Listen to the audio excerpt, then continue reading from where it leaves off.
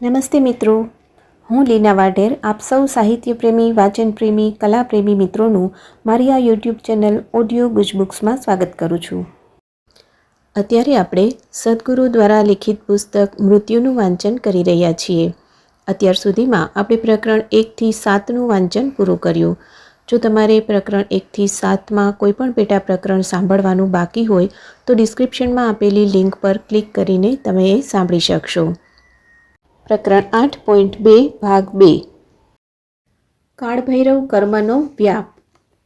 સામાન્ય રીતે સમગ્ર વિશ્વમાં જ્યારે આ મૃત્યુ પછીની વિધિઓ કરવામાં આવતી ત્યારે તેમાં 2 ઘટક હતા.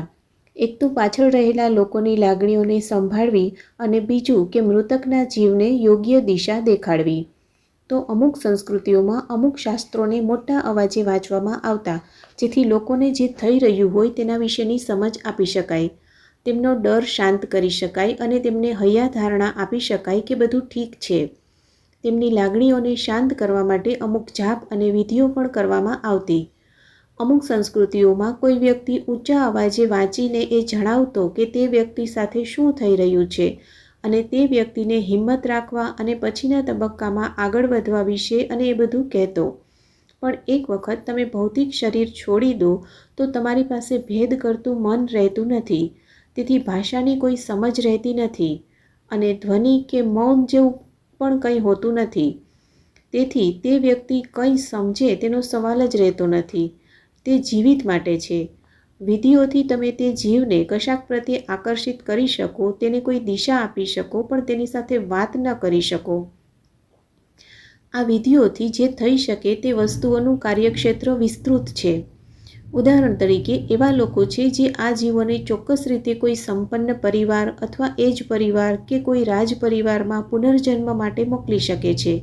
આવી ચીજો થઈ શકે છે, પરંતુ તે હાસ્યાસ્પદ છે કારણ કે ખાલી સમૃદ્ધ પરિવારમાં જન્મ લેવાથી તે વ્યક્તિ સારી રીતે જીવશે તેની કોઈ ખાતરી નથી. જીવનમાં ઘણી બધી જટિલતાઓ છે જે આ બાબતો નક્કી કરે છે અને વધુમાં તે પ્રકારના જુગાડ કરવા યોગ્ય પણ નથી. તે જીવન માટે તે સારી રીતે કામ કરતા નથી. સૌથી સારી વાત એ છે કે તે જીવનના પરપોટાને બારીક કરીને છોડી દેવામાં આવે. તે વધુ સારા સ્થાન તરફ પોતાનો રસ્તો શોધી લેશે. તેથી વ્યક્તિગત રીતે હું માત્ર એ જીવનને જેટલું બની શકે તેટલું પાતળું કરવાનું જ કામ કરું છું. શક્ય હોય તો પૂરેપૂરું કરવું, પરંતુ ઓછામાં ઓછું તમે તે પરપોટાને અત્યારની સરખામણીએ જેટલો બની શકે તેટલો પાતળો બનાવો છો. ત્યારબાદ શું થશે, તેનો પુનર્જન્મ કેવી રીતે થશે તેની ચિંતા તમારે કરવાની નથી.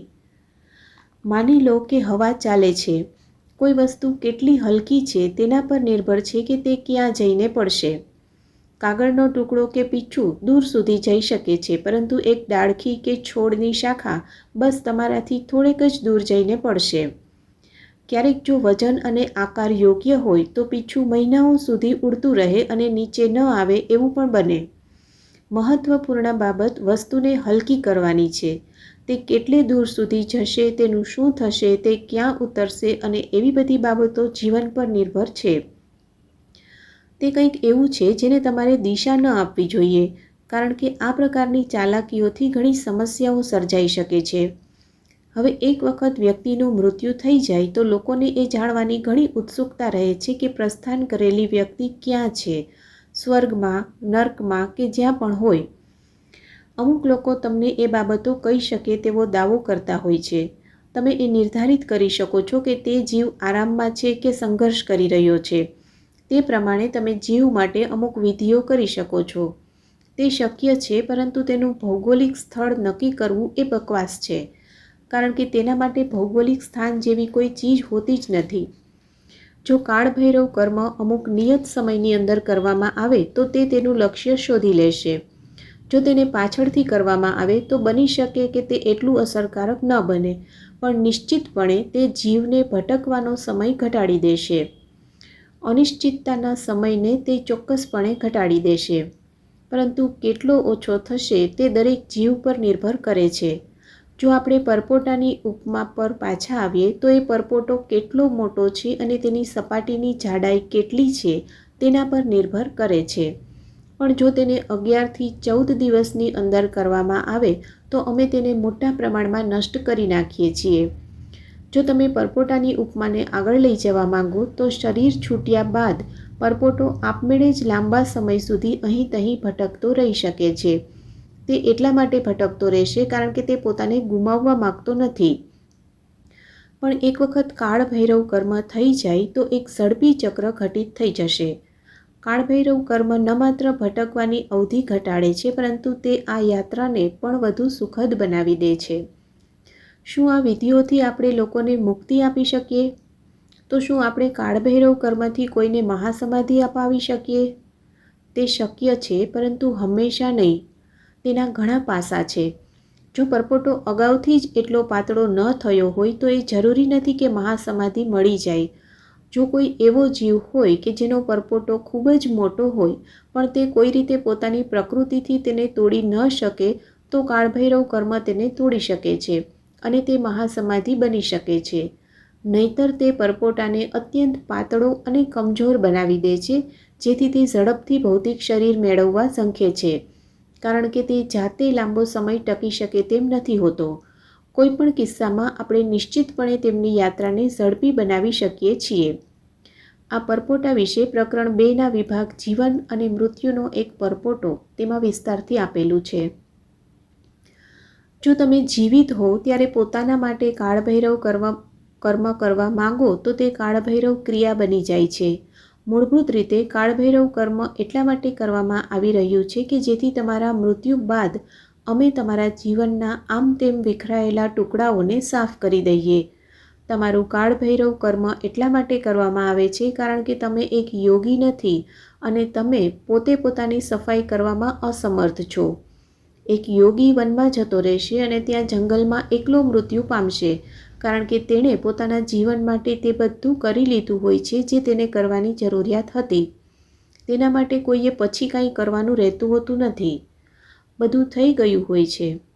કોઈ કાળભૈરવ કરવાની જરૂર હોતી નથી. જ્યારે તે જતો રહે ત્યારે તેણે રોકેલી જગ્યાને તે સંપૂર્ણ રીતે ખાલી કરીને જાય છે. જો તમે તમારી ઉર્જાઓ પર એ પ્રકારની મહારત ન મેળવી હોય તો તમે કાળભૈરવ ક્રિયા કરી શકો છો. લોકોને તે શીખવાડી શકાય છે પરંતુ તેમાં તમે કોણ છો અને પોતાની ઉર્જાઓ અને પ્રણાલીને કેવી રીતે સંભાળો છો તે વિશે અત્યંત આકરી શિસ્ત કેળવવી પડશે. એક વખત એવું બન્યું, હૃદયના એક સર્જનની કારમાં કોઈક સમસ્યા આવી તો તે તેને મિકેનિક પાસે લઈ ગયો. મિકેનિકે કહ્યું કે તેને ઠીક કરતાં 24 કલાકનો સમય લાગશે. આગલા દિવસે સર્જન કાર લેવા ગયો તો તે તૈયાર નહોતી થઈ અને આ વિલંબ પાછળ કોઈ વ્યાજબી કારણ પણ મળ્યું નહીં. આ રીતે 6 દિવસ પસાર થઈ ગયા અને દરરોજ મિકેનિક તેમને પછીના દિવસે આવવાનું કહેતો. અઠવાડિયા બાદ સર્જને મિકેનિકને પૂછ્યું, તું મારી સાથે આવું શા માટે કરે છે? મારે કામ પર જવાનું હોય છે અને બીજા ઘણા કામ કરવાના હોય છે અને મારી પાસે કાર નથી. તો મિકેનિકે આમ તેમ આટા માર્યા અને કહ્યું, જુઓ, તમે હૃદયના સર્જન છો. તમે શું કરો છો? તમે મારી જેમ જ એન્જિનને ઠીક કરો છો પણ તમને મારા કરતાં 50 ગણા વધુ પૈસા કેમ મળે છે? સર્જનને સમજાયું કે શું સમસ્યા છે. તેણે કહ્યું, હું એન્જિન ચાલતું હોય ત્યારે ઠીક કરું છું. તું એ કરી શકે છે?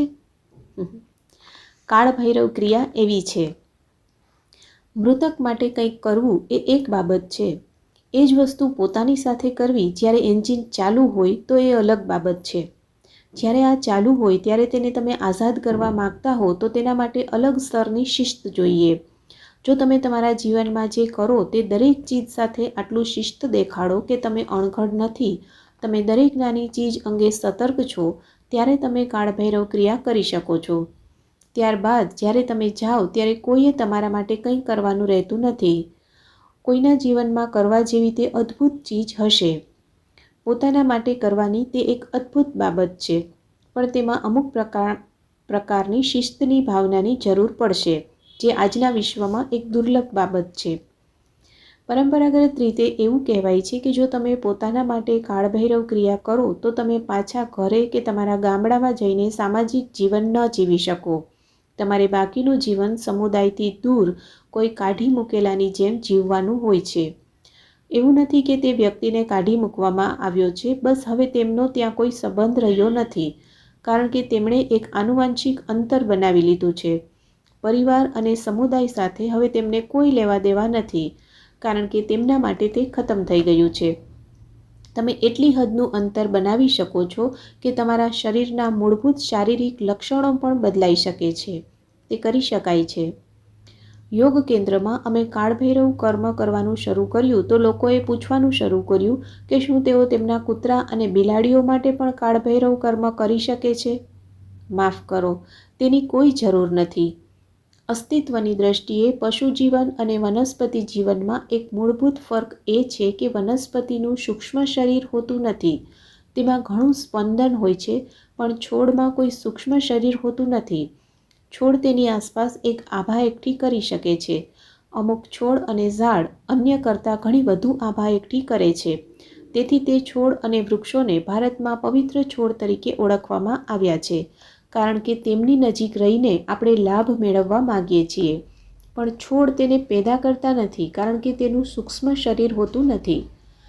મૃત્યુ બાદ કરવામાં આવતી દરેક વિધિ સૂક્ષ્મ શરીરને યોગ્ય સ્થાન પર પહોંચાડવા માટે હોય છે. જ્યારે સૂક્ષ્મ શરીર પૂરી રીતે સ્પષ્ટ ન હોય તો કંઈ પણ કરવાની જરૂર નથી, અને ન તો કંઈ કરવાની સંભાવના છે. પશુ પાસે એક સૂક્ષ્મ શરીર હોય છે, પરંતુ નાગ અને ગાય સિવાય અન્યોમાં તે ખાસ સ્પષ્ટ કે ખાસ વિકસિત નથી હોતું. તેથી સામાન્ય રીતે અન્ય પ્રાણીઓના સૂક્ષ્મ શરીરને આપણે અવગણીએ છીએ. તે પ્રાણીઓના સૂક્ષ્મ શરીર સરળતાથી પ્રકૃતિ સાથે ભળીને એકાકાર થઈ જાય છે. તે ખરેખર પોતાને કોઈ સ્થાને લઈ જતા નથી. ગાય અને નાગ અલગ છે કારણ કે તેમની અંદર વધુ વિકસિત સૂક્ષ્મ શરીર હોય છે. ગાયનું સૂક્ષ્મ શરીર તેની ભાવનાત્મક ક્ષમતાને કારણે વિકસિત થયું છે. જો તમે ગાયનું નિરીક્ષણ કરશો તો તમને જણાશે કે તે ઘણી વિવિધ ભાવનાઓ ધરાવે છે. ઘણી વખત તે એકદમ માણસ જેવી જ હોય છે, તો તેમને સૂક્ષ્મ શરીર પ્રદાન કરે છે. બીજી તરફ નાગનું સૂક્ષ્મ શરીર સ્પંદનના બોધની ધારના કારણે વિકસિત થયું છે. મોટા ભાગના નાગ સાવ બહેરા હોય છે, પણ તેઓ તેમની શરીરની સમગ્ર લંબાઈથી સાંભળી શકે છે. તેમના કાન સાચા અર્થમાં જમીનને જોડાયેલા હોય છે, જે અદ્ભુત છે. આ ક્ષમતાને લીધે તેમણે પણ સૂક્ષ્મ શરીર વિકસિત કરી લીધું છે. તેથી મૃત્યુ બાદ તેમના માટે કંઈક કરવામાં થોડો અર્થ છે. તેના લીધે જ આ બે પ્રાણીઓને આ સંસ્કૃતિમાં વિશેષ આદર પ્રાપ્ત છે. પરંપરાગત રીતે ગાય અને નાગના મૃતદેહોને આમ જ નથી છોડવામાં આવતા. કાં તો તેમને અગ્નિદાહ અપાય છે અથવા તો દફનાવી દેવામાં આવે છે. જો તમે કોઈ શવને પડેલું જુઓ તો તમારે કાં તો તેને અગ્નિદાહ દેવાનો અથવા તો તેને દફનાવવાનું હોય છે. હવે તમારામાંથી જે લોકો મારા દ્વારા દીક્ષિત થયેલા છે તેમના માટે એ સાચું છે કે તેમણે કોઈ પણ મૃત્યુ સંબંધિત વિધિમાંથી પસાર થવાની કોઈ જરૂર નથી. જોકે જો તમે ચૂકી ગયા હો તો શું એ લોકો જે દીક્ષાની પ્રક્રિયામાંથી પસાર થયા પરંતુ તેને ચૂકી ગયા? તમારામાંથી એ લોકો જેઓ મારા દ્વારા દીક્ષિત થયા છે, હું ઈચ્છું છું કે તમે જીવો છો તે દરમિયાન જ તમે તમારી પ્રક્રિયા પૂર્ણ કરી દો. જ્યારે જીવન તમારી અંદર હજુ પણ ચાલી રહ્યું હોય અને જોશમાં હોય, જેથી જ્યારે તમે મરો ત્યારે તમે મને હેરાન ન કરો. તમે જીવિત છો ત્યારે જ હું તમારા પર ધ્યાન આપવા ઈચ્છુક છું. જો તમે અસક્ષમ હોવ તો તમારા મૃત્યુ બાદ પણ હું તમારા પર ધ્યાન આપવા ઈચ્છુક છું. પરંતુ તમે પોતાને એટલા સક્ષમ કેમ નથી બનાવતા કે અહીં અને બાદમાં બંને જગ્યાએ તમારે વાંધો ન આવે? તમારે એ રીતે જીવન જીવવું જોઈએ કે તમારા માટે કોઈ પણ મૃત્યુ પછીની વિધિની જરૂરિયાત ન રહે. તમારે મને વચન આપવું જોઈએ કે મૃત્યુ બાદ પણ તમે મને પરેશાન નહીં કરો. મહેરબાની કરીને તમે પોતાને એવા બનાવી લો કે મૃત્યુ બાદ તમને મારાથી કે કોઈ અન્ય પાસેથી કોઈ પણ વિધિની જરૂરત ન પડે. અહીંથી ચીજો એવી રીતે જ થવી જોઈએ જેવી એ તમારા માટે થવાની જરૂર છે. અસ્તુ. તો મિત્રો, આઈ હોપ કે તમને આજનું આ વાંચન જરૂરથી ગમ્યું હશે. તમને આજનું વાંચન કેવું લાગ્યું એ મને કોમેન્ટ કરીને ચોક્કસથી જણાવજો. અને તમારા અન્ય સાહિત્ય પ્રેમી મિત્રો કે જેઓ સમયના અભાવે કે અન્ય કોઈ કારણસર નિયમિત રીતે વાંચી નથી શકતા, તો આ ઓડિયો ચેનલ તમારા માટે જ છે. એવા મિત્રોને આ ઓડિયો વધુને વધુ શેર કરો. અને હા, આ આખું પુસ્તક સાંભળવા માટે ઓડિયો ગુજ બુક્સ ચેનલને અત્યારે જ સબસ્ક્રાઈબ કરી બેલ આઇકન પર ક્લિક કરો, જેથી એક પણ પ્રકરણ ચૂકી ન જવાય. ફરી મળીશું નવા પ્રકરણમાં. ધન્યવાદ.